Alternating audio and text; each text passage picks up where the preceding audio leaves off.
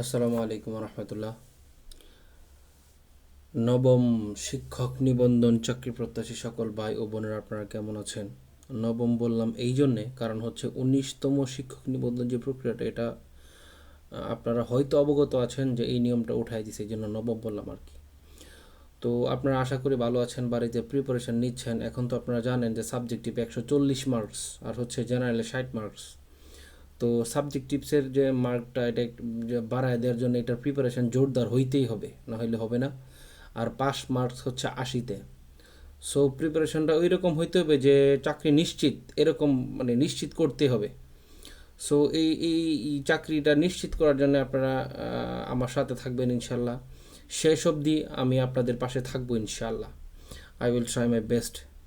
তো আজকে হচ্ছে আলোচনা করব খোলাফায়ে রাশিদিন। খোলাফায়ে রাশিদিন যে ইয়াটা শুরু হয়েছিল, এটা আমাদের নবীজি মারা যাওয়ার পর থেকে। যে আমরা জানি আমরা চারজন খলিফা পাইছি: হজরত আবু বকর রাদিয়াল্লাহু তাআলা আনহু, হজরত উমর রাদিয়াল্লাহু তাআলা আনহু, হজরত উসমান রাদিয়াল্লাহু তাআলা আনহু, তারপর হজরত আলী রাদিয়াল্লাহু তাআলা আনহু। এবং এদের শাসন কার্য চলাকালীন এদের উপরে বহুত কিছু আসছে, উত্থান পতন অনেক কিছু হয়েছে। তো এদের সময়টা ছিল 632 থেকে 661 পর্যন্ত। তো আজকে এই অধ্যায় থেকে কিছু মডেল টেস্ট আলোচনা করব। তো শুরু করি। চূড়ান্তভাবে পারস্য বিজয় অর্জিত হয় কোন যুদ্ধের মাধ্যমে? এটা হবে নিহাওয়ানদের যুদ্ধ। নিহাওয়ানদের যুদ্ধ 1 নম্বরটা। 2 নম্বরটা হচ্ছে খোলাফা রাশিদিনের সময়কাল কোনটি? 632 থেকে 661। ইয়ামামার যুদ্ধে কোন বন্ডনবী নিহত হয়? এটা হচ্ছে মুসাইলামা। মুসাইলামা। কিছু বন্ডনবীর আবির্ভাব হয়েছিল হযরত আবু বকর রাদিয়াল্লাহু আনহুর শাসনামলে। 4 নম্বরটা মহানবী সাল্লাল্লাহু আলাইহি ওয়াসাল্লামের মৃত্যুর অব্যাহতির পরে কারা মুসলমান রাষ্ট্র পরিচালনার নেতৃত্ব দিয়েছেন? খোলাফায়ে রাশিদিন। 5 নম্বরটা হচ্ছে খোলাফায়ে রাশিদিনের খিলাফত পরিচালনার মূলনীতি কি? কোরআন। যে শরীয়তের 4টা ভিত্তি আছে, যে ইজমা, কোরআন, সুন্নাত, ইজমা, কিয়াস। তো খোলাফায়ে রাশিদিন হচ্ছে কোন কোন নিয়মের ভিতরে খেলাফত পরিচালনা করছে? কোরআনের ভিত্তিতে। খিলাফত শব্দের অর্থ কি? প্রতিনিধিত্ব। উস্টের যুদ্ধের অপর নাম কি? হচ্ছে জামালের যুদ্ধ। কিসের যুদ্ধ? জামালের যুদ্ধ। হজরত আবু বকর রাদিয়াল্লাহু তাআলা আনহু এর সর্বসম্মতিক্রমে ইসলামের প্রথম খলিফা নির্বাচিত হওয়া ছিল কিসের জয়? গণতন্ত্রের। হজরত আবু বকর রাদিয়াল্লাহু তাআলা আনহু কত খ্রিস্টাব্দে মুসলিম বিশ্বের খলিফা হন? 632 খ্রিস্টাব্দে। আমাদের নবী মারা গেছিল 632 খ্রিস্টাব্দে। বাহিরে বৃষ্টি হইতেছে, তো যার কারণে আই থিঙ্ক একটু সাউন্ড আসতেছে, বৃষ্টির সাউন্ড। আপনারা একটু মানায় নেবেন প্লিজ। 11 নম্বরটা হচ্ছে রাসূল সাল্লাল্লাহু আলাইহি সাল্লামের মৃত্যুর পর কাদের আবির্ভাব হয়েছিল? ভণ্ড নবী।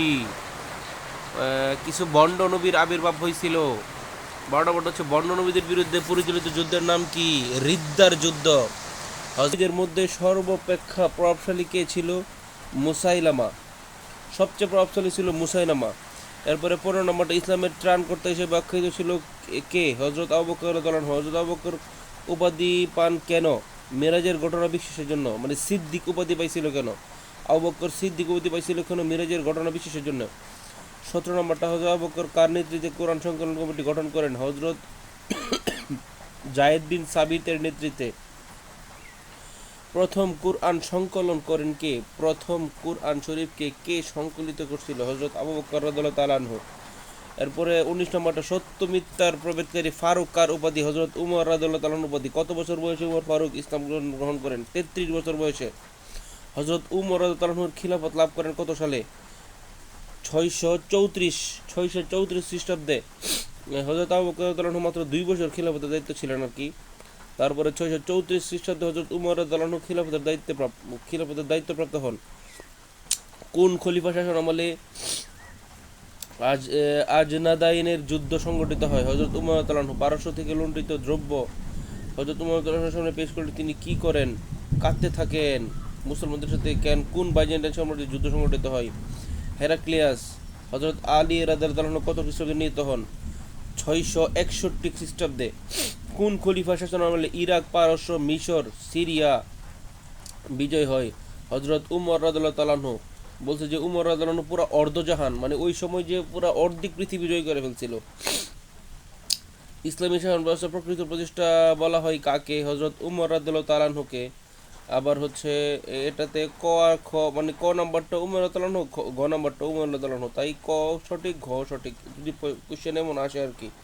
28 নম্বরটা হজরত উমরের শাসন কাল ছিল কত বছর? 10 বছর। হযরত উমর রাদিয়াল্লাহু আনহু প্রায় 10 বছর উনি ওনার শাসন কার্য পরিচালনা করছেন। শুরা এর আবিধানিক অর্থ কি? পরামর্শ সভা। কি শুরা সভা মানে পরামর্শ সভা। বাইতুল মাল কি? বাইতুল মাল হচ্ছে সরকারি কোষাগার বা রাষ্ট্রীয় কোষাগার। প্রথম কারাগার তৈরি করেন কে? হযরত উমর রাদিয়াল্লাহু তাআলা আনহু। হযরত উমর রাদিয়াল্লাহু আনহুর সময় হযরত উমর রাদিয়াল্লাহু আনহুর সময় প্রশাসনিক সুবিধার জন্য উম্মাহকে সাম্রাজ্যকে কয়টি ভাগে ভাগ করা হয়? 8টি ভাগে। জিজিয়া কর বলতে কি বোঝায়? এটা হচ্ছে বিধর্মীদের প্রাধান্য কর। খারাজ কোন ধরনের কর? এটা হচ্ছে ভূমি। এরপরে আমিরুল মুমিনিন উপাধি কে প্রথম ধারণ করেন? এটা হচ্ছে হযরত উমর রাদিয়াল্লাহু আনহুকে আমিরুল মুমিনিন বলা হইতো। হযরত উমর রাদিয়াল্লাহু আনহু কিভাবে শাহাদাত বরণ করেন? ছুরিকাঘাতে ওনাকে শহীদ করা হয়েছিল। রাসূল সাল্লাল্লাহু আলাইহি সাল্লামের 2 মেয়েকে বিয়ে করেছিলেন কে? হযরত উসমান রাদিয়াল্লাহু তাআলা আনহু, যার কারণে ওনাকে বলা হইতো জিন্নু রাইন, 2 নূরের অধিকারী। হযরত উসমান রাদিয়াল্লাহু আনহু কত দিরহাম দিয়ে বিয়ে রুমা ক্রয় করেন? এটা হচ্ছে 20,000 দিরহাম। 20,000 দিরহাম। প্রথম নৌবাহিনী গঠিত হয় কার সময়ে? হযরত উসমান রাদিয়াল্লাহু আনহুর সময়ে। জমিউল কুরআন বলা হয় কাকে? হযরত উসমান রাদিয়াল্লাহু আনহুকে। হযরত উসমান রাদিয়াল্লাহু আনহু খিলাফতের সময় কত বছর জনপ্রিয় ছিল? 6 বছর। হযরত উসমান রাদিয়াল্লাহু আনহু আবু যর আল গিফারিকে রাবাদা নামক স্থানে নির্বাসিত করেন কেন? রাষ্ট্রের আইন শৃঙ্খলা রক্ষার জন্য। হযরত আলী রাদিয়াল্লাহু তাআলার জীবনযাপন পদ্ধতি কেমন ছিল? সরল ও অনাড়ম্বর, মানে আরাম, উনি আরাম পছন্দ করতেন না। আব্দুল্লাহ ইবনে সাবা কোন ধর্মে ত্যাগ করে ইসলাম ধর্ম গ্রহণ করেন? ইহুদি ধর্ম। হাসিব সাহেব খুব সম্পদশালী, এই জন্য তাকে পদে দেওয়া হয়েছিল গনি। এটা আউট অফ টেক্সট, এটা এই কোয়েশ্চেনটা আউট অফ টেক্সট। এরপরে বাইতুল মাল থেকে কোন খলিফা কোনো প্রকার ভাতা গ্রহণ করেননি? হযরত উসমান রাদিয়াল্লাহু আনহু। হযরত উসমান রাদিয়াল্লাহু আনহুর প্রথম প্রধান কীর্তি কোনটি? নৌবাহিনী গঠন। হযরত আলী রাদিয়াল্লাহু আনহু কোন গোত্রে জন্মগ্রহণ করেন? হাশিমি গোত্রে। কত বছর বয়সে আলী রাদিয়াল্লাহু আনহু ইসলাম ধর্ম গ্রহণ করেন? 10 বছর বয়সে। আসাদুল্লাহ শব্দের অর্থ কি? আল্লাহর সিংহ। কার হত্যাকারীকে কেন্দ্র করে প্রথম গৃহযুদ্ধ সূচনা হয়? উসমান রাদিয়াল্লাহু আনহুকে।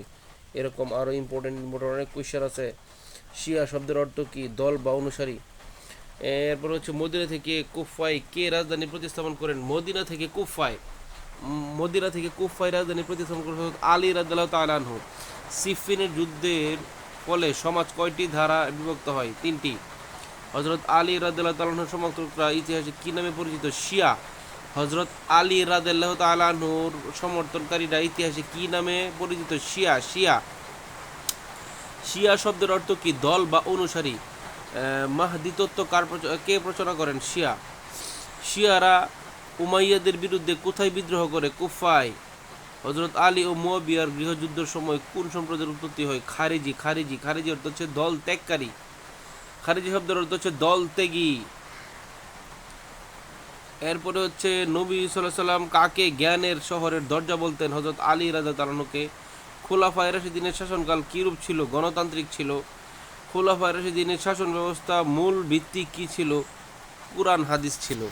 এই হচ্ছে 63টা প্রশ্ন। 100টা প্রশ্ন ফুলফিল করি নাই। নেক্সট টাইম ইনশাল্লাহ আমার যে পরের যে মডেল টেস্টগুলো আছে এগুলাতে এভাবে প্রশ্নগুলো দিব, আপনারা ফলো করে রাখবেন, শেয়ার করে রাখবেন। আর হচ্ছে যাদের পিডিএফ দরকার, এই যে 100 এখন তো সাবজেক্টিভ হচ্ছে 140 মার্কস। পিডিএফ লাগলে হচ্ছে আমার যে ডেসক্রিপশন বক্সে আমার হোয়াটসঅ্যাপ নাম্বার আছে, এখান থেকে যোগাযোগ করে আপনারা পিডিএফ সংগ্রহ করতে পারবেন। পিডিএফ মূল্য হচ্ছে মাত্র 50 টাকা। জি, ভালো থাকুন, সুস্থ থাকুন, নিরাপদে থাকুন, পড়াশোনা করুন। সার্কুলারের বেশি দেরি নাই, সার্কুলার অতি শীঘ্রই এসে পড়বে। আসসালামু আলাইকুম।